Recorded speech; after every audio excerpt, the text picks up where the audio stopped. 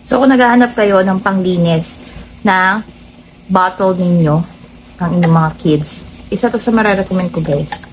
Okay, so napakaganda niya na.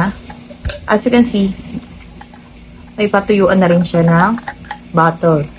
So, once na na-receive niyo yung parcel na to, ganito siya, guys. So, nakabox siya. And ito yung inclusion niya. So, itong lagay na to, okay lang itong mapasa. Okay. So, goma naman yan. And nakita nyo, ito, patuluan na to. So, kung kayo ay mahilig mag-travel, maganda gamitin nyo rin to. So, dito, tatanggalin nyo lang yan para matanggal yung patuluan ninyo. So, ito yung ginagamit ko para sa chupon. So, kung yung ginagamit ninyo yung brush na bilog, traditional, which is meron naman talaga kami nun, pero hindi niya kasi nalilinis maigi yung chupon. So, ito kasi, saktong-sakto siya sa chupon. Diba?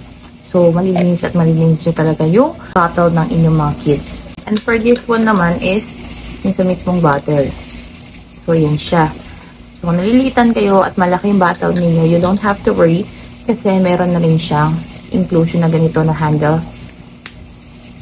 O, diba? Malaki na siya kagad.